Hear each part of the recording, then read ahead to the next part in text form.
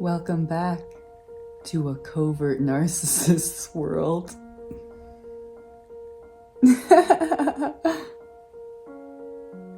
It's snowing outside.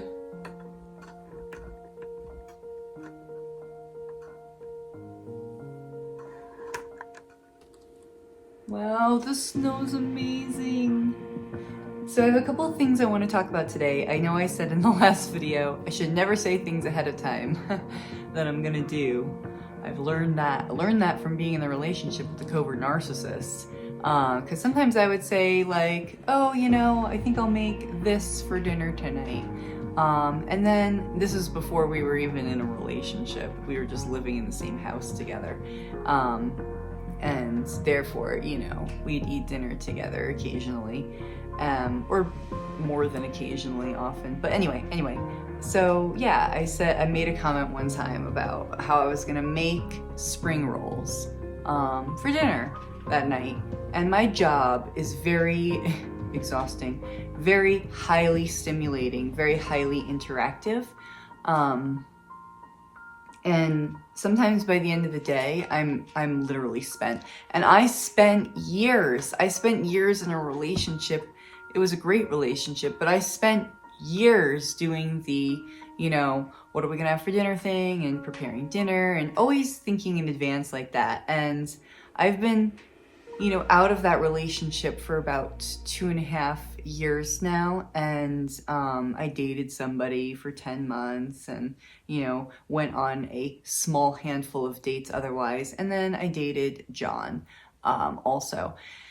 So the time that I get to just like not care about eating or cooking, I enjoy that. And my background, my work is in the world of nutrition. I'm a nutritional health coach. So I spend a lot of time thinking about and talking about food already as it is. And I'm 12 years into my career. So earlier on, I was very gung-ho about making all of my own everything from scratch.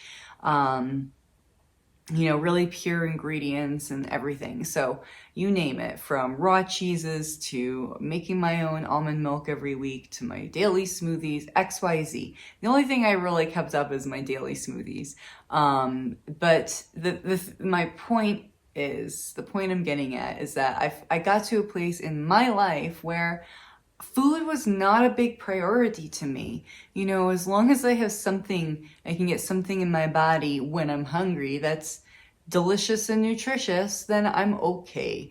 So, it wasn't a big deal to me if I had the thought like, oh, maybe I'll make these spring rolls for dinner tonight. And then later on decided, nah, I'm not going to make spring rolls tonight. I'm tired. I had a long day. I'm just going to have something really simple, an egg, with some vegetables.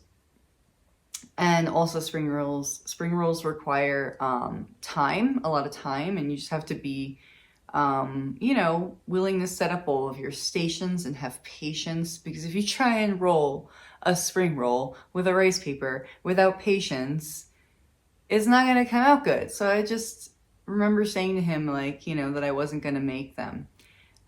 He didn't make a comment to me at that time because this was, again, still kind of early on in our knowing each other. We weren't dating. We were just roommates at this point. I don't think, we had been romantic at this point. It was none of that.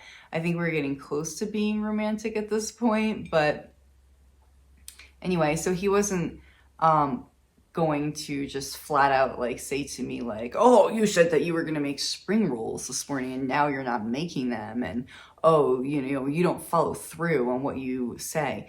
So he didn't say that then, but he cataloged that memory for himself, if you will, and put it into the recesses of his mind for later. He was, oh, okay, so she said she was going to make spring rolls, and then I was expecting spring rolls, and then she came home from work and decided that, nah, she wasn't going to make spring rolls. And so now I have to decide what I'm going to make for dinner, and I have to cook dinner when I wasn't anticipating on making dinner because she said she was going to make spring rolls. click, she doesn't follow through. She can't be relied upon. She can't be trusted. All from that very small, should not be a big deal thing. I learned from that. I learned, do not say you're going to make or do or anything to him unless you are actually going to do it. In fact, maybe you should already do the thing and then tell him. Because it was like anything. If I said I was going to grab this food item on the way home from work that day or stop at the grocery store. Now I can understand, like, if you're in a family unit and you guys need to know what's in the house and good communication and all of that, that would be important. But I was a single person living by myself. I had moved into here and I was renting a room. Going about my life, going to work every day, just living in the same environment as this other individual who, again, was a guest here. He wasn't even on the lease. He wasn't actually, like, officially living here. And we were, so February, March, this would have been an incident in March. Yeah, that was like maybe 2 months into knowing each other. I mean, what kind of expectations does this person have of me? It was like, because, my communication and what willing, just scope of who I include in my daily awareness and, things we may need and want, that expands tremendously when I'm in a relationship, a committed relationship with a person. Or like, let's say we've been, living together just as roommates for a longer stretch of time. Like that parameter, that boundary would expand more. But I learned very early on with him that, all of those little things that you would say, you might say you're going to do and then not do, don't do that, because it's going to come back to haunt you later. So initially I wasn't super aware, and I'm definitely the type of person that, again, like as a single person by myself who doesn't have any other commitments, people to think about or look after, I would categorize myself as more of a flake, if you will. And I'm okay using that term in the context of, I know who I am. Like, I get really exhausted by my environment, and I work in a very highly stimulating environment, and I'm in a very highly work-oriented phase of my life right now. And so, most of the time when I come home at the end of the day, like, I'm going to be really tired and probably want to have me time and take care of myself. And, certain things like making a big dinner, just those things aren't priority to me right now in my life. And I'm okay with that. And I had to shift all of that kind of stuff. Just like so far to the other direction when I was with him, and like I said, even in a committed relationship, like you want to, expand your own like boundaries of who you think about during the day, and like maybe like, what's in the refrigerator and what's needed. Okay, so we share milk, so got to get some more milk, stuff like that. But it was like never anything that was super critical needed at that time that I can think of. I think, except for maybe that coffee incident. But again, is it really that big of a deal? Is it that life or death? So I couldn't even remember him asking me to get coffee that time, but I guess he did, and I forgot to get the coffee. And in the morning there was no coffee. And like the grocery stores, maybe 10 minutes down the road, if that. I would have gladly hopped in the car and ran down to the grocery store and grabbed some coffee. And within half an hour, we would have been having coffee. It was like 7 a.m. So like, what was the big freaking deal? It was an off day. Nobody had to go anywhere. What's the big freaking deal? Is it really that worth Is it worth that big of a reaction? Is it worth making somebody feel like a piece of crap over? Okay, so I don't know how I got on that initial tangent. Here we are. So I'm going to talk about the physical incident next time. The reason is because I have to go to work very soon. And talking about that physical incident, that's a lot to unpack. That's not something I touch often on a deeper level. So I have to be prepared for that. I honestly think I need to do that on a day that I have off. So I might wait until Friday to do that. But today I'm going to talk about narcissistic selective thinking, their ability to ignore, forget about what happened, or alter, the details in their mind just enough that it paints them in a better light, but not enough that you can't reject what they're saying. Sweeping their reactions under the rug, acting like nothing happened, no big deal. So, this can look like 1 minute somebody's really reactionary and angry and huffy, and, maybe a few minutes, a half an hour, a couple hours later, they're fine. They act like nothing happens. They don't speak of it, nothing. It can be more dramatic, like a full-on rage attack, and then acting like nothing happened. So this is all very new and confusing to me.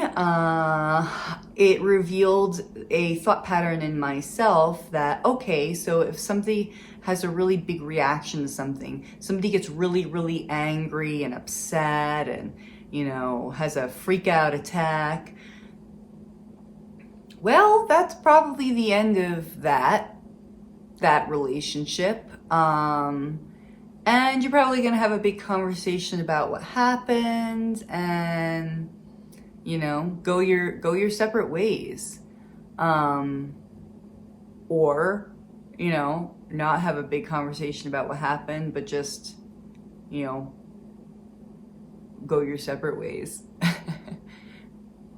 So the first few times I saw John get really angry about something and have these rage attacks, and definitely seem to, involve me to some extent, I figured, well, that's the end of that. This person and I are not gonna be together. You figure you're not gonna see each other anymore. There's not gonna be a resolution. Like, okay, not gonna work. Because in my mind, if you have like that big of a reaction to a person, something, you probably don't want to see that person again. Like, there's something there that isn't working for you.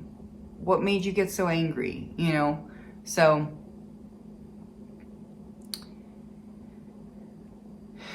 his reactions were so big at times that I always assumed in the beginning, like, okay, well, that's the end of that. So it was confusing to me when I would see him come around after, a pretty short while, come around again, acting like nothing had happened, pretty much. Or he'd acknowledge it maybe a little bit, if only because I was like prompting him. But other than that, he was just back to normal.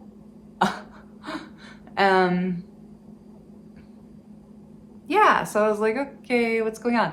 So after a few times I got used to that. I was like, oh, okay, so this person, isn't gonna just leave after something happens. They're gonna come around again. Okay, so, honestly, stupidly, I leaned into that because I quickly learned that exactly what I just said, that he wasn't gonna completely turn around and leave forever, that there was going to be some form of communication again afterwards, some hoovering.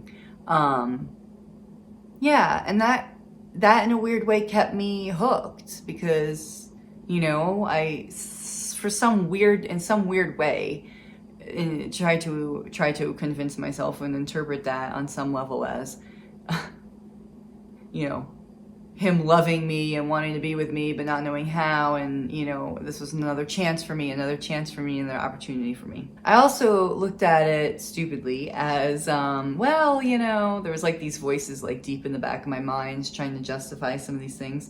Like, oh, maybe he's not really taking these things that he's saying and doing so seriously. So then maybe I cannot take them so seriously as well. We'll just dismiss them. We'll just dismiss his behaviors. And maybe we can get past this and we can change his reactions so they're not so big. And maybe he doesn't really think these things of me anyway, and blah, blah, blah, and on and on and on. This was also a great way for me to focus on the idea that he didn't really mean to do these things, to say these things to me.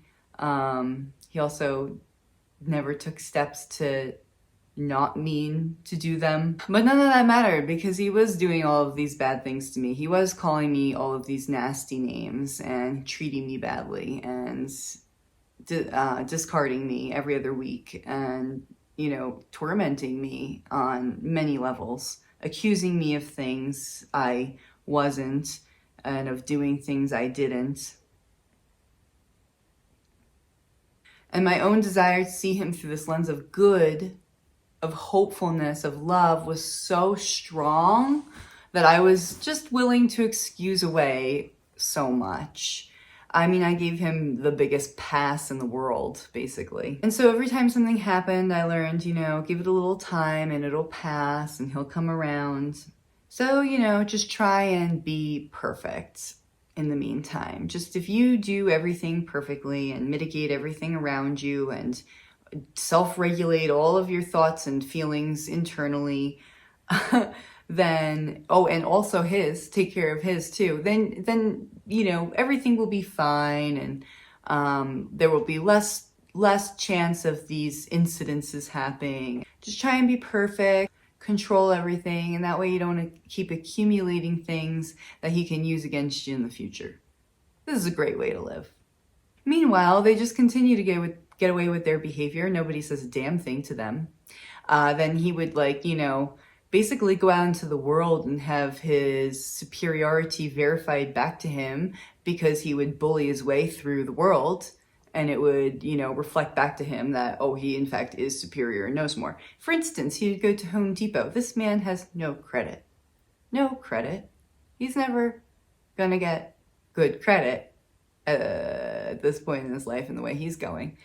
He would intentionally go to the checkout, apply for the credit card right there at the station, knowing he was going to get rejected, just so that he could demand the discount. I was like, what? Why would they just still give you the discount? He's like, well, they have to. Once it's processing your application, even if you're denied for credit reasons, because you went through with the application, they have to give you the 20% discount. Some garbage like that. Anyway, he's getting an air conditioner, I think it was, or a swamp cooler. Calls the guy over after, you know, taking like 10 minutes to fill out the stupid application on this kiosk. I got denied and blah, blah, blah, I need the discount anyway. He was so abrasive with this man. This poor employee was just like, okay, and gave him the discount. So then he has all of these little experiences in his life where he's a bully and it boosts up his confidence and self-esteem. But he does his bullying in a covert way because he's a fucking covert narcissist. They can have their rage attacks, they can be aggressive, they can be antagonistic, and nobody seems to say anything to them. It finally got to the point where I felt like I was participating in my own abuse. Just because of my willingness to keep going back and, you know, be his ever committed savior, the partner who is so committed No, you can't tell me that I'm not here for you, because I am. That's another part of why it makes it so hard to leave, because they are basically telling you that you are, this unreliable, uncommitted piece of crap. And then they're pushing you away, doing all of these abusive things that would make any person want to leave. And then if you express any desire for change or to leave the situation, you're right there abandoning them like the rest of the world, reinforcing their victim mentality. So all of these things, the antagonistic relational style, the aggressiveness, the rage attacks, all of this stuff that's done covertly, these things are done in subtle ways, creating uncomfortable situations and, uncomfortable energies. And I was doing everything I can to just keep things calm and keep things regulated and to keep things perfect. And so in this way, I was, participating in my own abuse a lot. And I was never able to set a healthy boundary where I was, basically telling him like, no, this is not okay, and I'm not going to accept this. Once your abuser has you participating in your own abuse, of course, in a partially unconscious, subconscious way, there's really nothing standing in their way. There's nothing telling them that their behavior's wrong, for the most part, So, John at that point had an outward appearance to the world that he's this kind, generous, good, helping, amazing, gregarious, outgoing person. And the world reflected that image back to him.